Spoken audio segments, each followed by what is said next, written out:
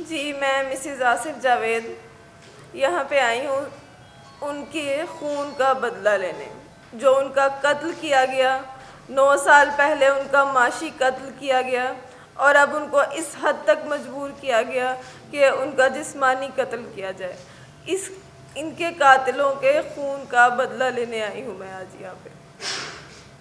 यहाँ पे बहुत से भाई सवाल करते हैं आके कि आप ये बताइए कि 9 साल से वो बेरोज़गार थे तो आपके घर का निज़ाम कैसे चल रहा था।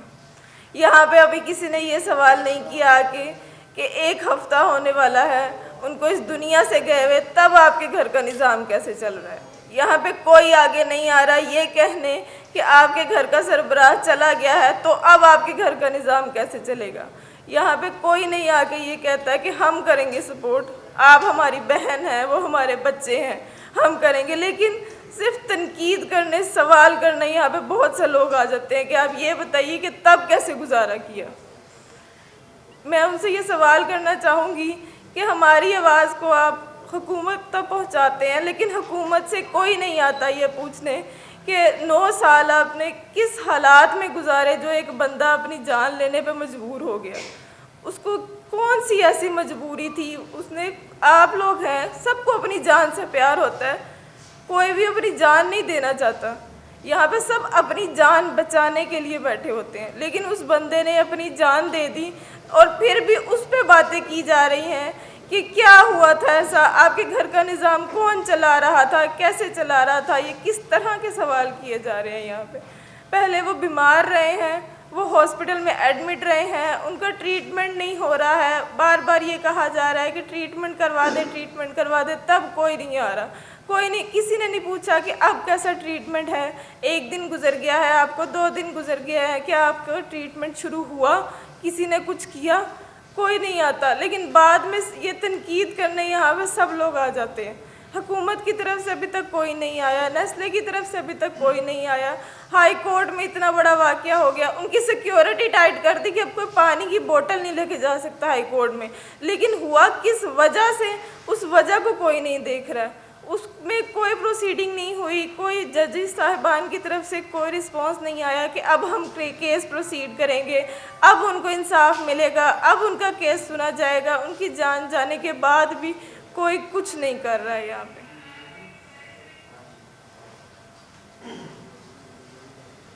अब आपके जो कातिल हैं, एक तरफ तो नेस्ले कंपनी है, दूसरी तरफ एक मिनट, निज़ाम है। मैं मेरी रिक्वेस्ट थी कि पहले तमाम लोग साथी बात कर लेते, फिर आप सवालात कर लेते। कुछ किया वो उसके लिए जहाँ से वो हुआ था, वो चीज किया था, वहाँ से उसके लिए वो रिपोर्ट वो 1 महीने के बाद आएगी, फिर हम इसको देखेंगे। ये देखो ना उसके सर्टिफिकेट मिला, हम सरकार का गए, लेकिन ये थाने वाले उसको ऑपरेटिंग कर रहे थे, ऐसा हो रहा है। ये वो केस बनेगा नहीं, कत्ल खुदकुशी है ना उसका, हाँ, बनेगा।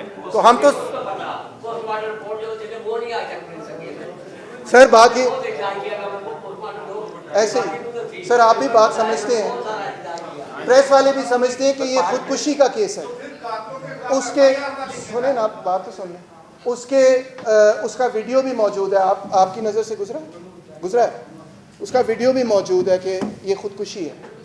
हम ये कह रहे हैं कि ये दर हकीकत एक समाजी कत्लेआम हो रहा है, इस बात को समझने की ज़रूरत है। कॉग्निजेबल ऑफेंस ना भी हो, मगर हम ये ज़रूर समझते हैं कि इस निज़ाम के ख़िलाफ़, और ख़ास तौर पे बर वक्त कहते हैं ना, justice delayed is justice denied. जो बंदा कोर्ट के चक्कर लगा के सालों से अपना इंसाफ ले रहा, उसको इंसाफ ना मिले, मजबूरी से वो अपने आप को कत्ल करे। तो जैसे मेरे भाई ने वहाँ कहा, क्या कोर्ट पे जिम्मेदारी नहीं बनती for giving justice? You delayed it, this is your responsibility, it falls on your shoulders, not on mine, not on the shoulders of these people, on the shoulders of the people जिसने उसके साथ ज्यादती की, और उन लोगों के कंधों पर जिन्होंने उसको इंसाफ नहीं दिया। तो उसके खिलाफ अजाला होना चाहिए, चाहे कॉग्निजेबल ऑफेंस हो या ना हो, इखलाकी ऑफेंस है और हम उसको टेकअप करेंगे। पीरवाला में गया तो मैं इनकी फैमिली को, आसिफ जाटकी को खराज तहसीन क्यों ना पेश करूं।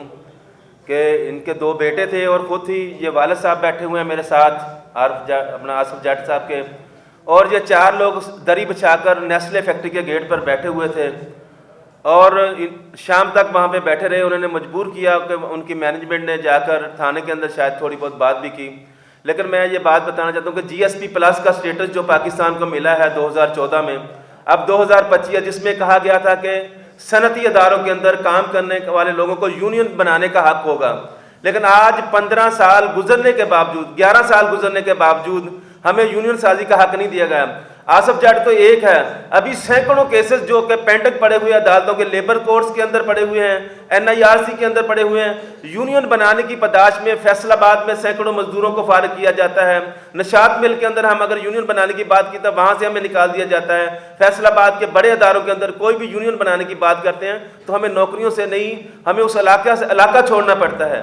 तो ये असल वजह क्या है कि लेबर कवानीन पर अमल दरामद ना होने की जो मेन वजह है वो हमारा जो पंजाब के अंदर जो हमारे हम हुक्मरान हैं, जहाँ पे अशराफिया के लिए तो बहुत होता है। एक कराची के अंदर वाक़या होता है तो वहाँ पे मीडिया के अंदर आप देख रहे हैं कि वो सुबह दोपहर शाम एक ही खबर चल रही है कि मंशियात कहाँ से ली थी, वहाँ के एक शख्स ने मजदूरों के हकूक़ के लिए, जो पंजाब का 12 करोड़ का आबादी रखने वाला सूबा है, यहाँ पे कम अज़ कम 1 करोड़ के लगभग सनती मजदूर जो कि फैक्ट्रियों के अंदर काम करते हैं, भट्टाजात पे काम करते हैं, जो खेतों के अंदर काम करने वाले मजदूर हैं, सिर्फ और सिर्फ सोशल सिक्योरिटी में 12 लाख लोग रजिस्टर्ड हैं और जिनके पास जो सहूलत है सोशल सिक्योरिटी की वो 8 लाख के पास है। तो इसी तरह EOBA की सूरत हाल है। और जो आसिफ जाट ने अपनी जान का नजराना दिया है वो यूनियन बनाने की पदाश में उसको फैक्ट्री से निकाला गया। 9 साल उसने किस तरह दरबदर की ठोकरें खाई। कल मैंने जब खानेवाल में जाकर लोगों के साथ पूछा कि उसको मरने के बाद दफनाने के लिए भी कितनी मुश्किलात आई, मैं आपको यहाँ पे बता नहीं सकता। खुदा की कसम, हम सब लोगों को जो मीडिया के साथी हैं, अब पीका एक्ट आया है, पीका एक्ट के बाद अब जो नया एक्ट जो लेबर कोड ड्राफ्ट लाया जा रहा है, अभी लेबर को ड्राफ्ट ला के मजदूरों की यूनियन पर रहती सहती वो भी पाबंदियां लगाई जाएंगी। इसी तरह 26वीं आईनी तरमीम लाकर जो आइन के साथ खिलवाड़ किया गया। लेकिन मैं सबसे ज़्यादा आखिर पे एक ही बात करूंगा कि बड़ा अफसोस हुआ हाई कोर्ट पर, हाई कोर्ट की चीफ जस्टिस पर, कि उन्होंने नोटिस किस चीज़ का लिया कि आइंदा यहाँ पे कोई पानी की बोतल या कोई पेट्रोल क्यों आया, ये नोटिस नहीं लिया गया। आपकी अदालत ने 5 साल उसको इंसाफ क्यों दिया? तारीख पे तारीख पढ़ती रही, तारीख पे तारीख पढ़ती रही, लेकिन उसको इंसाफ नहीं दिया गया। उसने जान दे दी, उसका किसी ने नोटिस नहीं लिया, ना किसी चीफ जस्टिस ने लिया। मैं सुप्रीम कोर्ट का जो बैठी है, जो आईनी अदालत बैठी है, आईनी बेंच बैठा है, उनसे भी गुजारिश करूंगा कहाँ पे सोए हुए हैं आप? कम अज कम इस गरीब का, इस मजदूर का नोटिस लिया जाए। हम इस पर खामोश नहीं बैठेंगे। हम रमजान में भी भरपूर एहतजाजी मुजाहरे करेंगे पंजाब भर में, और ईद के बाद हम बड़ी तहरीक चलाएंगे। हम इस फैमिली के, इन बच्चों के साथ हम मुकम्मल अज़हार यकजहती भी करते हैं और इनके इंशाअल्लाह हमारी पूरी टीम जो हमारे साथी हैं इनके साथ शाना बशाना खड़े होंगे। बाबा लतीफ़ के बाद मैं सिर्फ इतना कहूँगी कि लेबर कवानीन को का इतलाक़ जो है बने हुए हैं, अभी उनमें भी बहुत सी मसाइल हैं। एसेंशियल सर्विसेज एक्ट आ गया है पब्लिक सेक्टर में, जहाँ पे ट्रेड यूनियन साजी पर पाबंदी, और यहाँ पे हम क्योंकि आसिफ जट के लिए इकट्ठे हुए हैं, मरहूम के लिए, मुझसे एक सवाल किया गया कि क्या आप यहाँ तशहीर के लिए आई हैं या कुछ करना भी है? तो ये 3 तंजीमों ने, और खुर्शीद साहब आज आकर हमारे बुज़ुर्ग हैं, हमारे लीडर हैं, वो यहाँ आकर उनका आना, और इन 3 तंजीमों ने ये तहैया किया हुआ है कि हम अभी अगले हफ्ते तक इंशाल्लाह मीटिंग करने लगे, और बिल्कुल जैसे मेरे साथियों ने कहा है कि हम एक तहरीक चलाएंगे, एक मुनज़्ज़म तहरीक चलाएंगे इस अशराफिया के ख़िलाफ़, इस ब्यूरोक्रेसी के ख़िलाफ़, नेस्ले की इंतज़ामिया के ख़िलाफ़, मल्टीनेशनल कॉरपोरेशन के ख़िलाफ़, चाहे वो नेस्ले हो, चाहे वो पेप्सी हो, चाहे वो पब्लिक सेक्टर की इंतज़ामिया हो, चाहे वो प्राइवेट सेक्टर में कैपिटलिस्टों के ख़िलाफ़, अगर उन्होंने लेबर कवानीन पर इतलाक़ नहीं किया। हमें ऐसे नहीं चाहिए दावे कि जो ये कहते हैं कि हमने बड़ा अच्छा निज़ाम बना दिया। हम इस निज़ाम को तब्दील करने वाले सरफिरे लोग हैं। हम वो लोग हैं जो आसिफ जट के लिए जब एक आवाज़ आई हम वहाँ पर पहुँचे, हमारे दिल में दर्द है। मैं अपनी बहन को ये यकीन दिलाती हूँ कि हम आपके साथ खड़े हैं थ्रू थिक एंड थिन। इसके साथ ही मैं अपनी बात को ख़त्म करती हूँ। सवालात